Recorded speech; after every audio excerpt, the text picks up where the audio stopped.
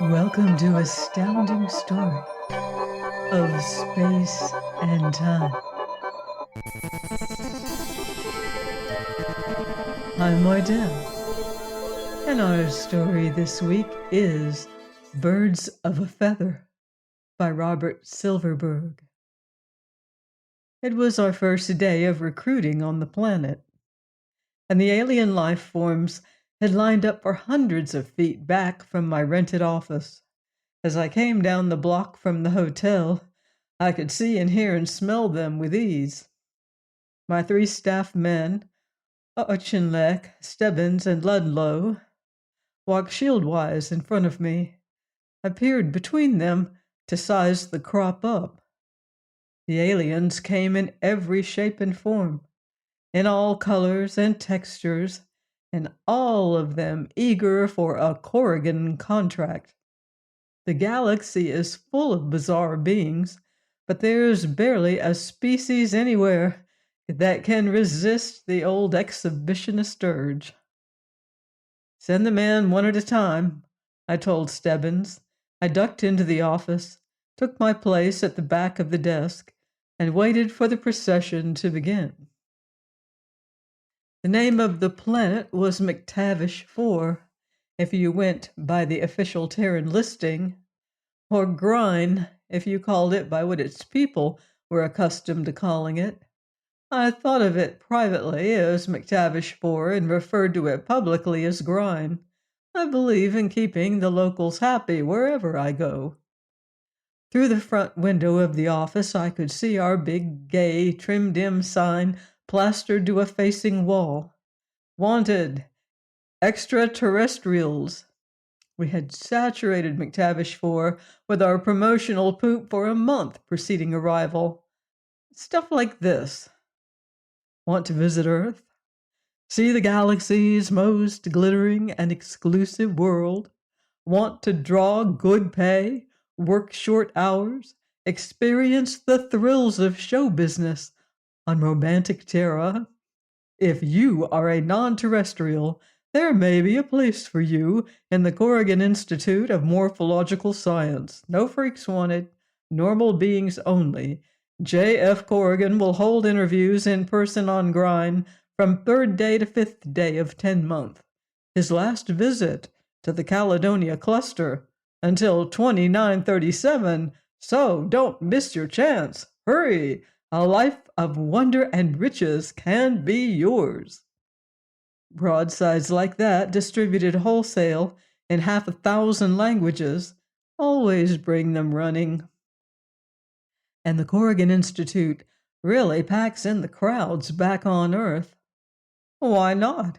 It's the best of its kind, the only really decent place where Earthmen can get a gander at the other species of the universe. The office buzzer sounded. Auchinleck said unctuously, "The first applicant is ready to see you, sir." Send him, her, or it in. The door opened and a timid-looking life form advanced toward me on nervous little legs. He was a globular creature, about the size of a big basketball, yellowish-green, with 2 spindly, double-kneed legs and 5 double-elbowed arms, the latter spaced regularly around his body. There was a lidless eye at the top of his head, and 5 lidded ones, one above each arm, plus a big gaping toothless mouth. His voice was a surprisingly resounding basso. "You are Mr. Corrigan?" "That's right." I reached for a data blank. "Before we begin, I'll need certain information about—" "I am a being of Regulus too," came the grave booming reply even before I had picked up the blank. "I need no special care, and I am not a fugitive from the law of any world." "Your name?" "Lawrence R. Fitzgerald." I throttled my exclamation of surprise, concealing it behind a quick cough. Let me have that again, please." "Certainly. My name is Lawrence R. Fitzgerald." The R stands for Raymond. Of course, that's not the name you were born with. The being closed his eyes and toddled around in a 360-degree rotation, remaining in place. On his world, that gesture is the equivalent of an apologetic smile. My regular name no longer matters. I am now and shall evermore be Lawrence R. Fitzgerald. I am a terraphile, you see. The little Regulan was as good as hired, only the formalities remained. You understand our terms, Mr. Fitzgerald? I'll be placed on exhibition at your institute on Earth. You'll pay for my services, transportation, and expenses. I'll be required to remain on exhibit no more than 1/3 of each Terran sidereal day. And the pay will be 50 galactic a week, plus expenses and transportation. The spherical creature clapped his hands in joy, 3 hands clapping on one side, 2 on the other.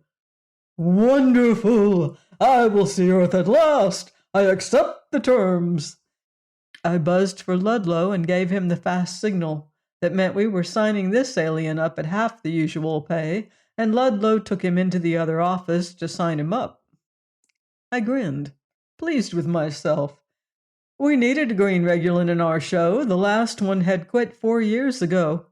But just because we needed him didn't mean we had to be extravagant in hiring him. A terraphile alien who goes to the extent of rechristening himself with a Terran moniker would work for nothing, or even pay us, just so long as we let him get to Earth. My conscience won't let me really exploit a being, but I don't believe in throwing money away either. The next applicant was a beefy Ursinoid from Aldebaran 9. Our outfit has all the Ursinoids it needs or is likely to need in the next few decades, so I got rid of him in a couple of minutes. He was followed by a roly-poly blue-skinned humanoid from Donovan's planet, 4 feet high and 500 pounds heavy. We already had a couple of his species in the show, but they made good crowd pleasers, being so plump and cheerful. I passed him along to Auchinleck to sign at anything short of top rate. Next came a bedraggled Syrian spider who was more interested in a handout than a job. If there's any species we have a real oversupply of, it's those silver-colored spiders. But this seedy specimen gave it a try anyway. He got the gate in half a minute, and he didn't even get the handout he was angling for. I don't approve of begging. The flora of applicants was steady. Grine is the heart of the Caledonia cluster, where the interstellar crossroads meet. We had figured to pick up plenty of new exhibits here, and we were right. It was the isolationism of the late 29th century that turned me into the successful proprietor of Corrigan's Institute, after some years as an impoverished carnival man in the Betelgeuse system. Back in 2903, the World Congress declared Terra off bounds for non-terrestrial beings as an offshoot of the Terra for Terrans movement. Before then, anyone could visit Earth. After the gate clanged down, a non-terrestrial could only get into Sol 3 as a specimen in a scientific collection. In short, as an exhibit in a zoo. That's what the Corrigan Institute of Morphological Science really is, of course, a zoo. But we don't go out and hunt for our specimens. We advertise and they come flocking to us. Every alien wants to see Earth once in his lifetime, and there's only one way he can do it. We don't keep too big an inventory. The last count, we had 690 specimens before this trip, representing 298 different intelligent life forms. My goal is at least one member of at least 500 different races. When I reach that, I'll sit back and let the competition catch up. if it can. After an hour of steady work that morning, we had signed 11 new specimens. At the same time, we had turned away a dozen ursinoids, 50 of the reptilian natives of Grine, 7 Syrian spiders, and no less than 19 chlorine-breathing procyonites wearing gas masks. It was also my sad duty to nix a vegan who was negotiating through a Grinian agent. A vegan would be a top-flight attraction, being some 400 feet long and appropriately fearsome to the eye. But I didn't see how we could take one on. They're gentle and likable beings, but their upkeep runs into literally tons of fresh meat a day, and not just any old kind of meat either. So we had to do without the vegan. "One more specimen before lunch," I told Stebbins, "to make it an even dozen." He looked at me queerly and nodded. A being entered. I took a long, close look at the life form when it came in. And after that, I took another one. I wondered what kind of stunt was being pulled. So far as I could tell, the being was quite plainly nothing but an Earthman. He sat down facing me without being asked and crossed his legs. He was tall and extremely thin, with pale blue eyes and dirty blonde hair, and though he was clean and reasonably well dressed, he had a shabby look about him. He said in level Terran accents, "I'm looking for a job with your outfit, Corrigan."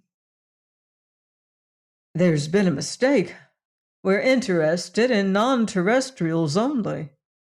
"I'm a non-terrestrial. My name is Ildwar Gorb, of the planet Wazanaz 13. I don't mind conning the public from time to time, but I draw the line at getting bilked myself. Look, friend, I'm busy, and I'm not known for my sense of humor or my generosity. I'm not panhandling. I'm looking for a job. Then try elsewhere. Suppose you stop wasting my time, bud. You're as earth-born as I am."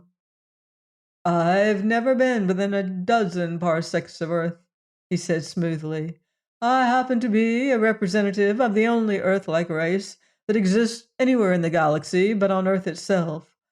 Wazanaz 13 is a small and little-known planet in the Crab Nebula. Through an evolutionary fluke, my race is identical with yours. Now, don't you want me in your circus?" "No, and it's not a circus, it's a scientific institute. I stand corrected." There was something glib and appealing about this preposterous phony. I guess I recognized a kindred spirit, or I would have tossed him out on his ear without another word. Instead, I played along. "If you're from such a distant place, how come you speak English so well?" "Oh, I'm not speaking. I'm a telepath. Not the kind that reads minds, just the kind that projects. I communicate in symbols that you translate back to colloquial speech." "Very clever, Mr. Gorb." I grinned at him and shook my head. "You spin a good yarn, but for my money, you're really Sam Jones or Phil Smith from Earth, stranded here and out of cash. You want a free trip back to Earth. No deal. The demand for beings from Wazanaz 13 is pretty low these days. Zero, in fact. Goodbye, Mr. Gorb." He pointed a finger squarely at me and said, "You are making a mistake. I'm just what your outfit needs. A representative of a hitherto utterly unknown race identical to humanity in every respect. Look here, examine my teeth. Absolutely like human teeth." And I pulled away from his yawning mouth. "Goodbye, Mr. Gorb," I repeated. "All I ask is a contract, Corrigan. It isn't much. I'll be a big attraction. Goodbye, Mr. Gorb." He glowered at me reproachfully for a moment, stood up, and sauntered to the door. "I thought you were a man of acumen, Corrigan. Well, think it over. Maybe you'll regret your hastiness. I'll be back to give you another chance." He slammed the door, and I let my grim expression relax into a smile. This was the best con switch yet. An Earthman posing as an alien to get a job, but I wasn't buying it, even if I could appreciate his cleverness intellectually. There's no such place as Oz 13, and there's only one human race in the galaxy on Earth. I was going to need some real good reason before I gave a down and out grifter a free ticket home. I didn't know it then, but before the day was out, I would have that reason, and with it, plenty of trouble on my hands. The first harbinger of woe turned up after lunch in the person of a Calarian. The Calarian was the sixth applicant that afternoon. I had turned away 3 more Ursinoids, hired a vegetable from Myazan, and said no to a scaly pseudo-armadillo from one of the Delta worlds. Hardly had the dillo scuttled dejectedly out of my office when the Calarian came striding in, not even waiting for Stebbins to admit him officially. He was big, even for his kind, in the neighborhood of 9 feet high, and getting on toward a ton. He planted himself firmly on his 3 stocky feet, extended his massive arms in a Calarian greeting gesture, and growled, "I am Valor Hero, Freeman of Calor 4. You will sign me immediately to a contract." "Sit down, Freeman Heral. I like to make my own decisions, thanks." "You will grant me a contract." "Will you please sit down?" he said sulkily. "I will remain standing." "As you prefer." My desk has a few concealed features, which are sometimes useful in dealing with belligerent or disappointed life forms. My fingers roam to the mesh gun trigger, just in case of trouble. The Calarians stood motionless before me. They're hairy creatures, and this one had a coarse, thick mat of blue fur completely covering his body. 2 fierce eyes glimmered out through the otherwise dense blanket of fur. He was wearing the kilt, girdle, and ceremonial blaster of his warlike race. I said, "You'll have to understand, Freeman Heral, that it's not our policy to maintain more than a few members of each species at our institute. And we're not currently in need of any Calarian males because—" "You will hire me, or trouble I will make." I opened our inventory chart. I showed him that we were already carrying 4 Calarians, and that was more than plenty. The beady little eyes flashed like beacons in the fur. "Yes, you have 4 representatives of the clan Verdrock, none of the clan Gersdrin.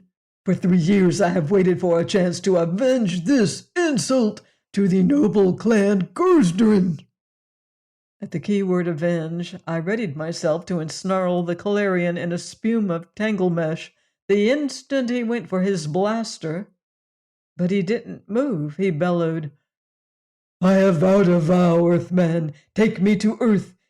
Enroll at Gersdrin, or the consequences will be terrible." I'm a man of principles. Like all straightforward double dealers, and one of the most important of those principles is that I never let myself be bullied by anyone.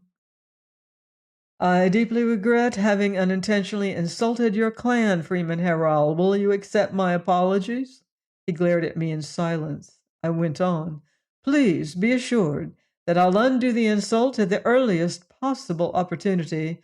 It's not feasible for us to hire another Calarian now, but I'll give preference to the clan Gersdrin as soon as a vacancy—" "No, you will hire me now." "It can't be done, Freeman Heral. We have a budget and we stick to it." "You will woo. I will take drastic measures." "Threats will get you nowhere, Freeman Heral. I give you my word I'll get in touch with you as soon as our organization has room for another Calarian.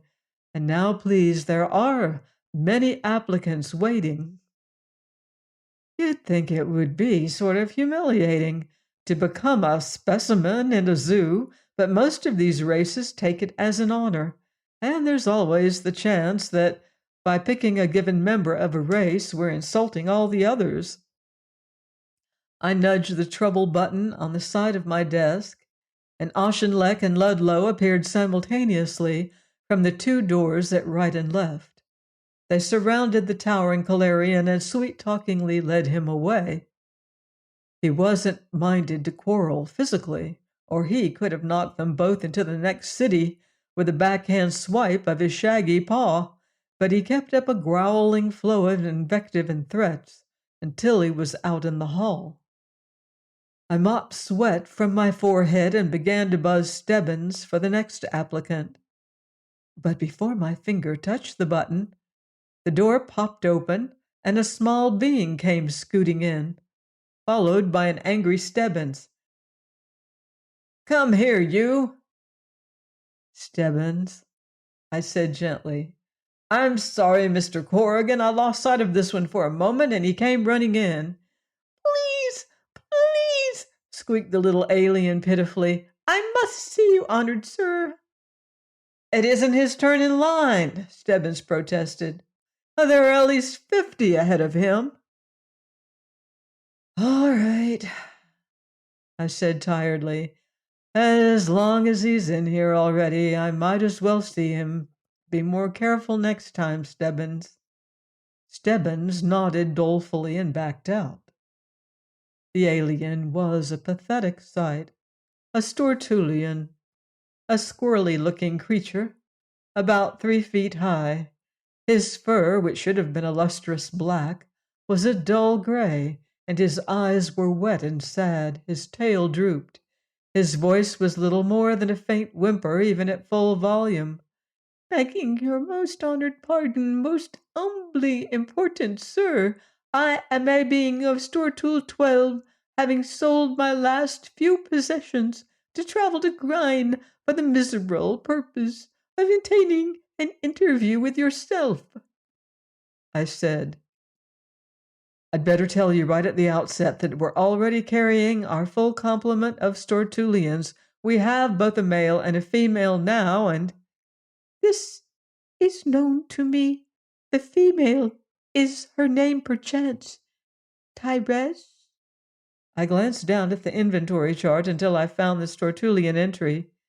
"Yes, that's her name." The little being immediately emitted a soul-shaking gasp. "It is she! It is she!" "I'm afraid we don't have room for any more—" "You're not in full understanding of my plight. The female Therese was my own fire-sent spouse, my comfort and my warmth, my life and my love." "Funny," I said. "When we signed her 3 years ago, she said she was single. It's right here on the chart." "She lied! She left my burrow because she longed to see the splendors of earth. And I am alone, bound by our sacred customs never to remarry, languishing in sadness and pining for her return. You must take me to earth." "But—" "I must see her and this disgrace-bringing lover of hers. I must reason with her. Earthmen, can't you see I must appeal to her inner flame? I must bring her back." My face was expressionless. "You don't really intend to join our organization at all? You just want free passage to Earth?" "Yes, yes," wailed the Stortulian. "Find some other member of my race if you must. Let me have my wife again, Earthman. Is your heart a dead lump of stone?" "It isn't, but another of my principles is refuse to be swayed by sentiment. I felt sorry for this being's domestic troubles, but I wasn't going to break up a good act just to make an alien squirrel happy, not to mention footing the transportation." I said, "I don't see how we can manage it. The laws are very strict on the subject of bringing alien life to Earth. It has to be for scientific purposes only. And if I know in advance that your purpose in coming isn't scientific, I can't in all conscience lie for you, can I? Well, of course not. I took advantage of his pathetic upset to steam right along. Now, if you had come in here and simply asked me to sign you up, I might conceivably have done it, but no, you had to unburden your heart to me. I thought the truth would move you. It did, but in effect, you're now asking me to conspire in a fraudulent criminal act.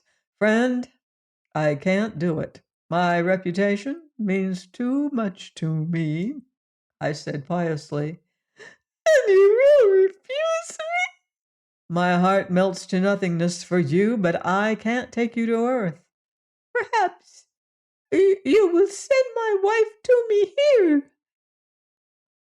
Now, there's a clause in every contract that allows me to jettison an unwanted specimen. All I have to do is declare it no longer of scientific interest, and the world government will deport the undesirable alien back to its home world. But I wouldn't pull a low trick like that on our female Stortulian, I said. I'll ask her about coming home, but I won't ship her back against her will, and maybe she's happier where she is. The Stortulian seemed to shrivel. His eyelids closed halfway to mask his tears. He turned and shambled slowly to the door, walking like a living dish rag.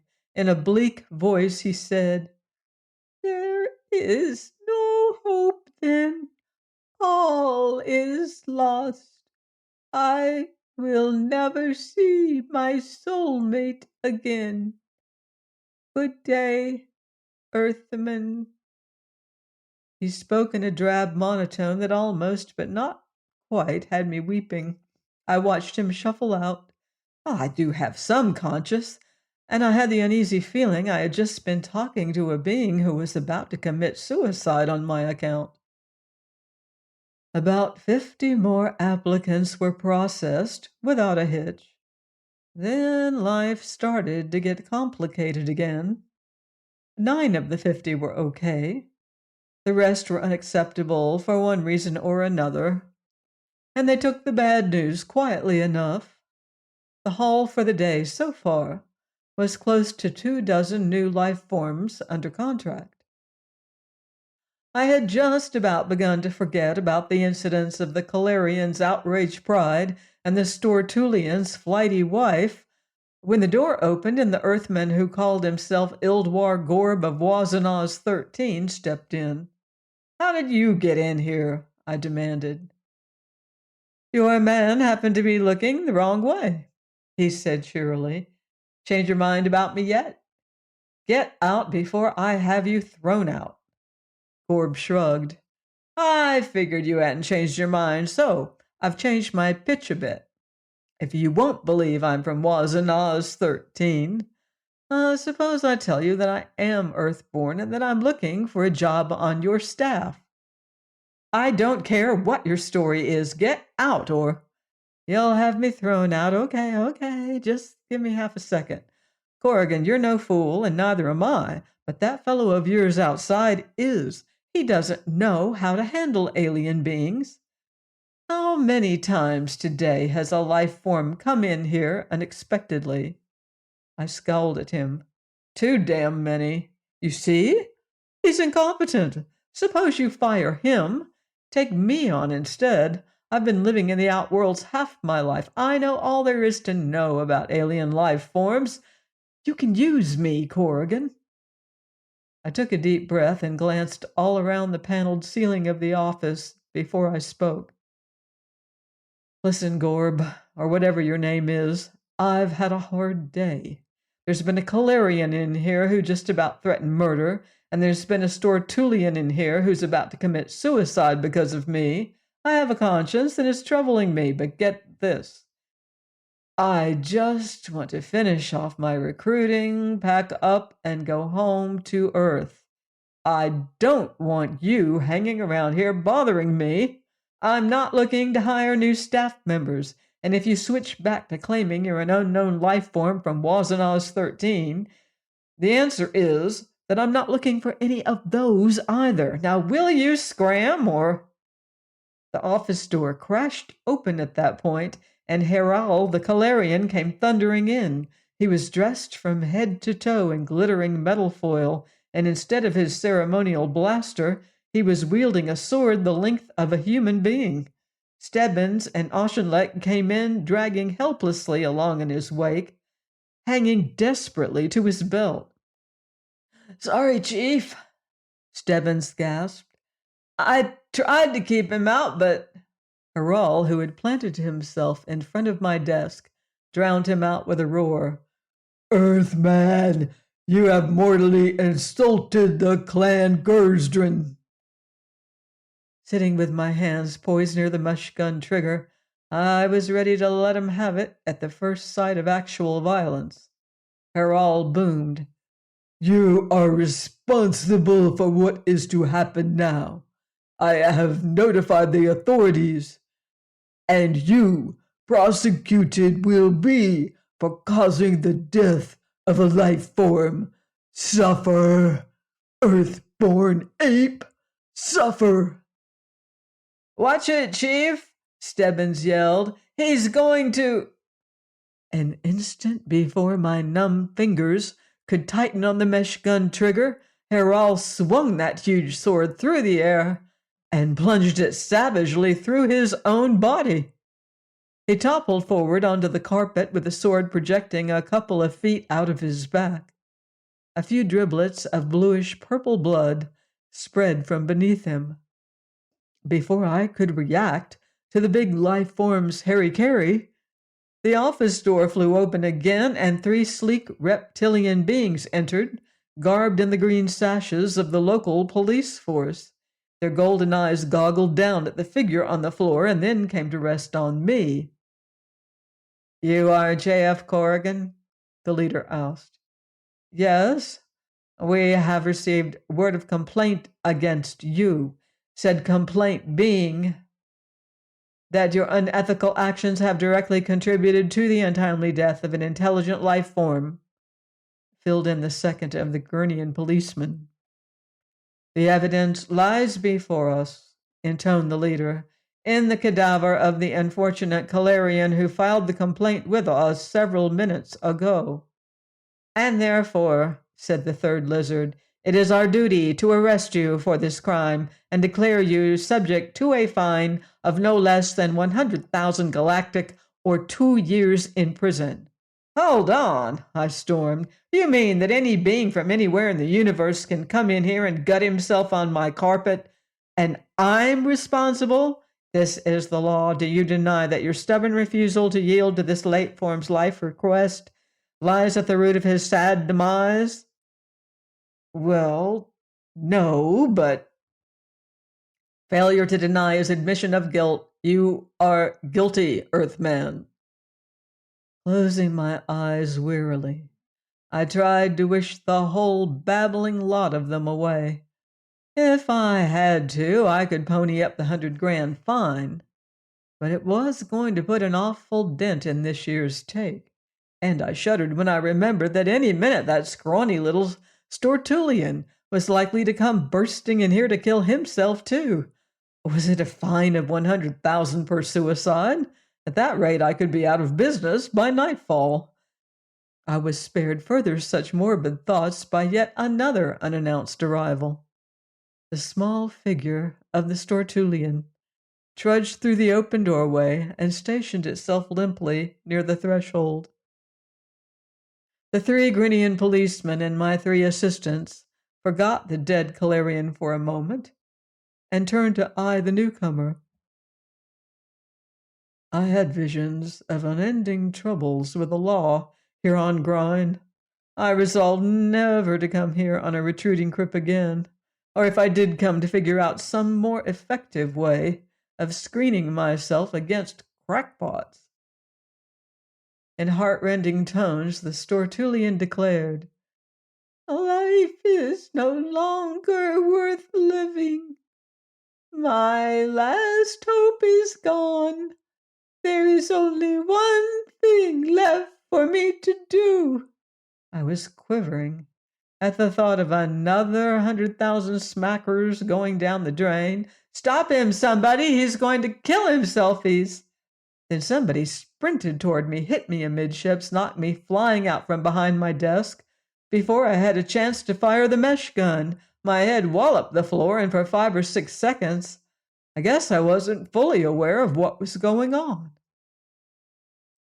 Gradually, the scene took shape around me. There was a monstrous hole in the wall behind my desk. A smoking blaster lay on the floor, and I saw the 3 Grinian policemen sitting on the raving Stortulian. The man who called himself Ildwar Gorb was getting to his feet and dusting himself off. He helped me up. Sorry to have had to tackle you, Corrigan, but that Stortulian wasn't here to commit suicide, you see. He was out to get you. I weaved dizzily toward my desk and dropped into my chair. A flying fragment of wall had deflated my pneumatic cushion. The smell of ashed plaster was everywhere. The police were effectively cocooning the struggling little alien in an unbreakable tangle mesh.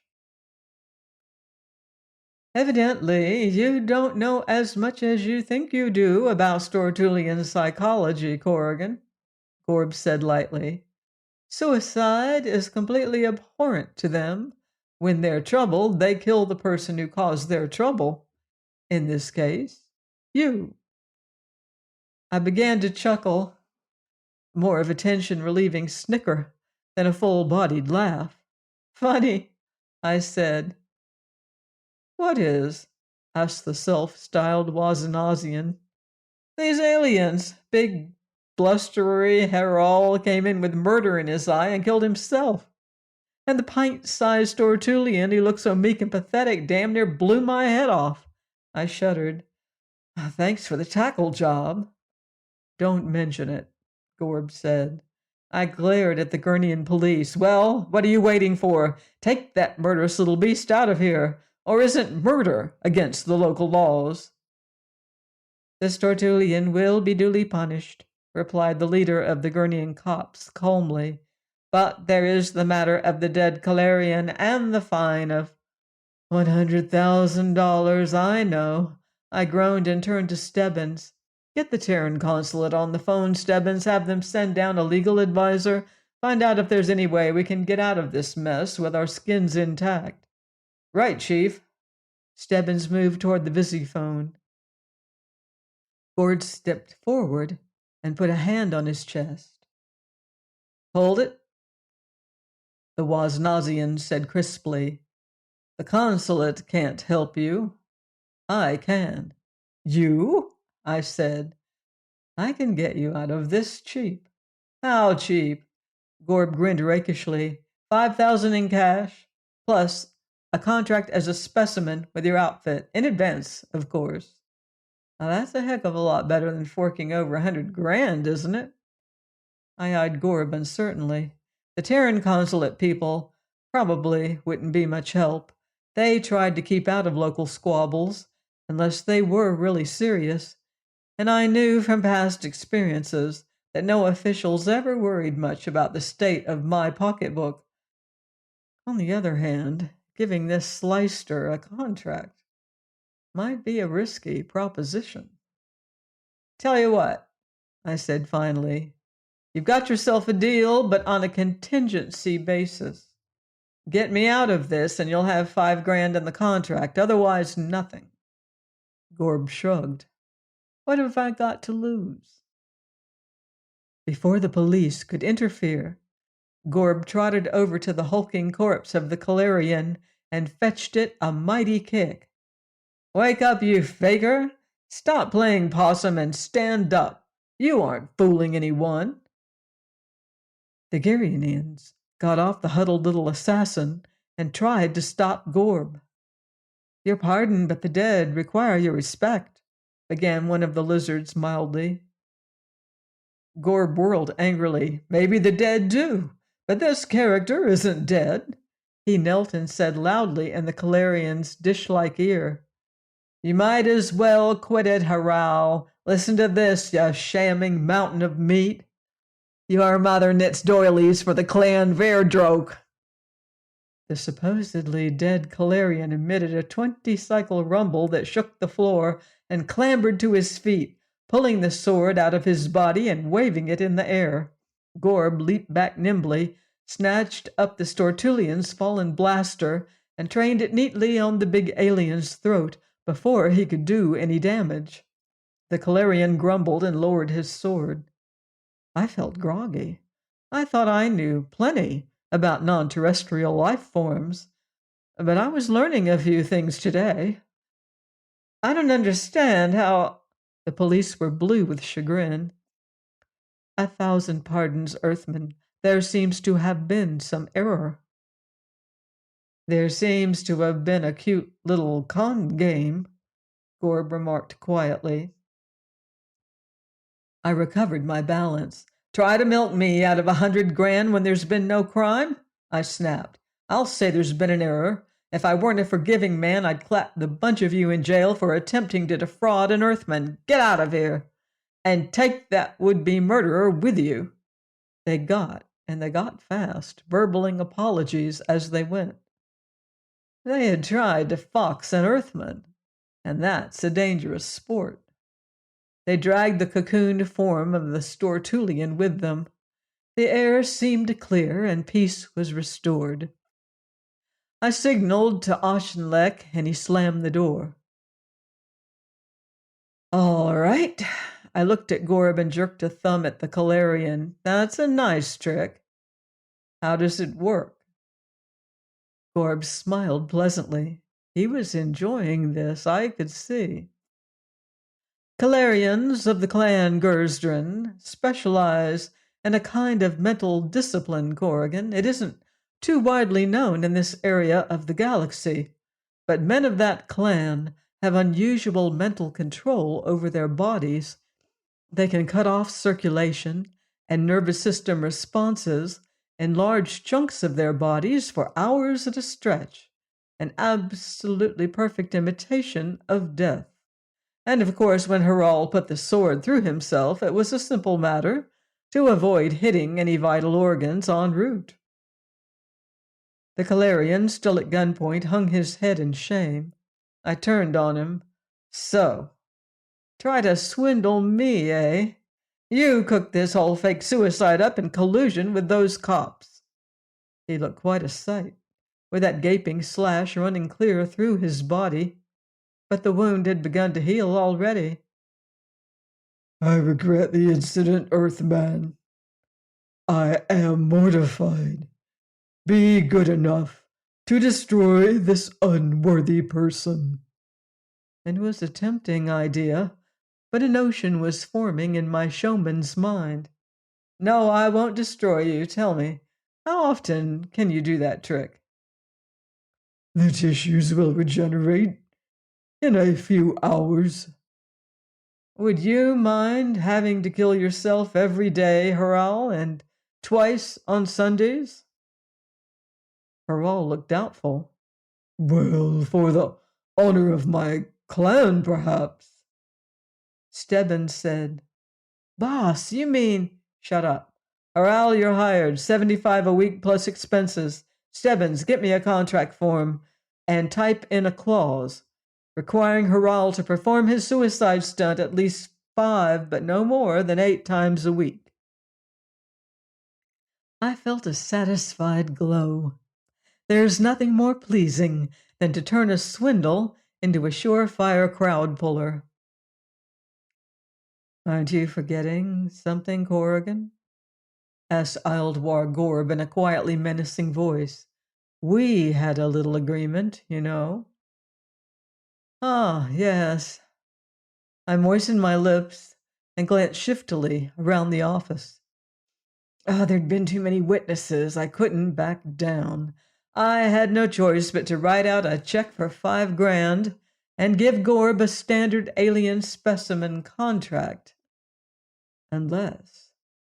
Just a second, I said. To enter Earth as an alien exhibit, you need proof of alien origin. He grinned. pulled out a batch of documents. Nothing to it. Everything stamped and in order. Anybody who wants to prove these papers are fraudulent will have to find Wazanaz 13 first. We signed, and I filed the contracts away. But only then did it occur to me that the events of the past hour might have been even more complicated than they looked.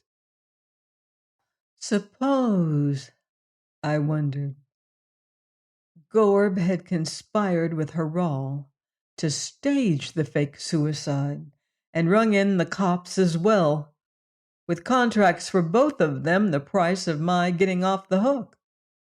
It could very well be.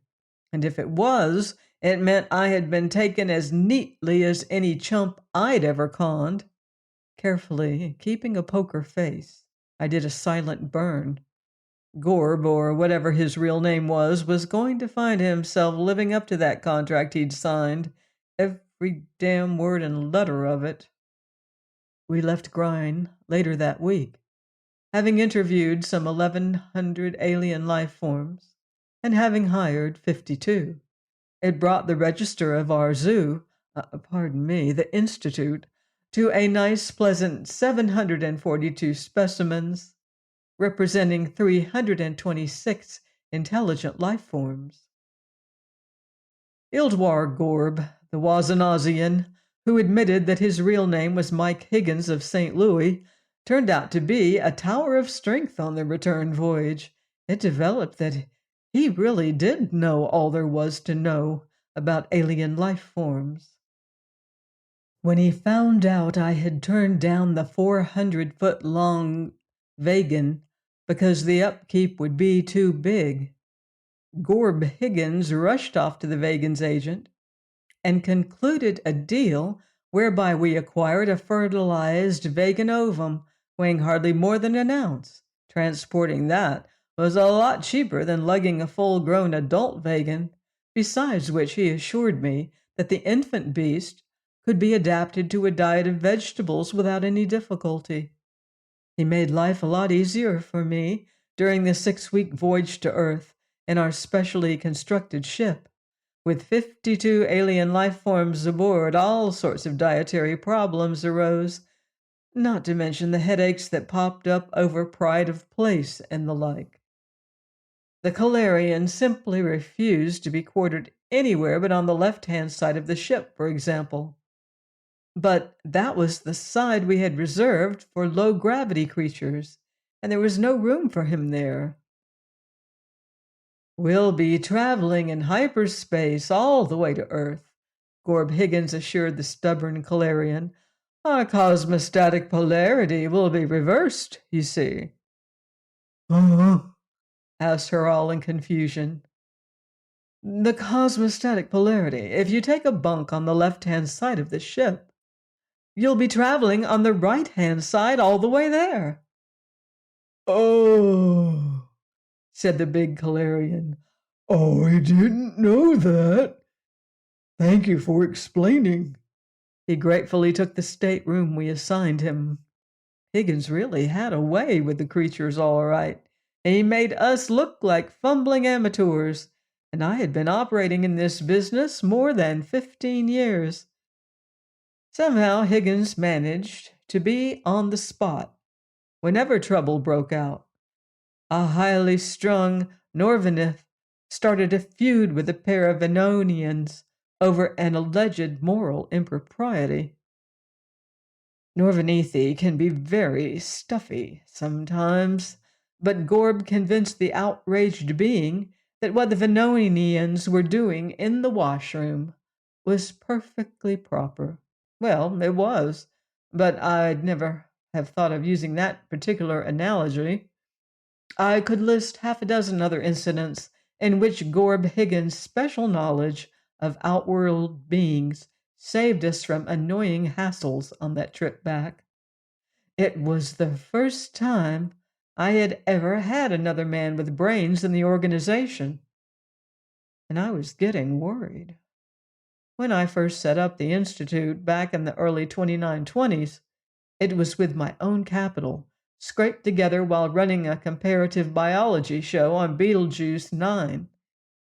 I saw to it that I was the sole owner, and I took care to hire competent but unspectacular men as my staffers, men like Stebbins, Auchinleck, and Ludlow. Only now I had a viper in my bosom, in the person of this Ildwar Gorb Mike Higgins. He could think for himself. He knew a good racket when he saw one. We were birds of a feather, Higgins and I. I doubted if there was room for both of us in this outfit. I sent for him just before we were about to make earth fall, offered him a few slugs of brandy before I got to the point. Mike, I've watched the way you handled the exhibits on the way back here. The other exhibits, he pointed out. I'm one of them, not a staff man. Your Wazanazian status is just a fiction cooked up to get you past the immigration authorities, Mike, but I've got a proposition for you. Propose away. I'm getting a little too old for this star combing routine, I said. Up to now, I've been doing my own recruiting, but only because I couldn't trust anyone else to do the job. I think you could handle it, though. I stubbed out my cigarette and lit another. Tell you what, Mike, I'll rip up your contract as an exhibit, and I'll give you another one as a staff man, paying twice as much. Your job will be to roam the planets, finding new material for us. How about it? I had the new contract all drawn up. I pushed it toward him, but he put his hand down over mine and smiled amiably as he said, No go. No? Not even for twice the pay? I've done my own share of roaming, he said. Don't offer me more money. I just want to settle down on Earth, Jim. I don't care about the cash, honest. It was very touching and also very phony, but there was nothing I could do. I couldn't get rid of him that way. I had to bring him to Earth. The immigration officials argued about his papers, but he'd had the thing so cleverly faked that there was no way of proving he wasn't from Wazanaz 13. We set him up in a key spot of the building. The Calarian Haral is one of our top attractions now. Every day at 2 in the afternoon, he commits ritual suicide and soon afterward rises from death to the accompaniment of a trumpet fanfare. The 4 other Calarians we had before are wildly jealous of the crowds he draws, but they're just not trained to do his act.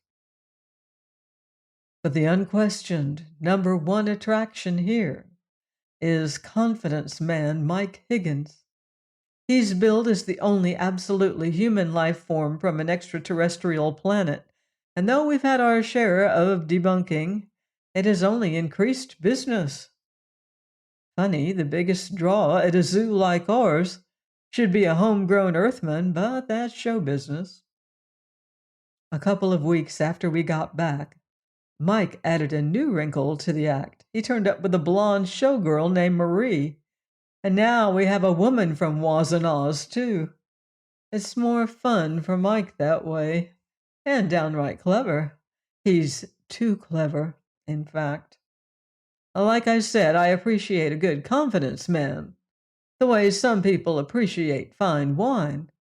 But I wish I had left Ildwar Gorb back on Grind instead of signing him up with us.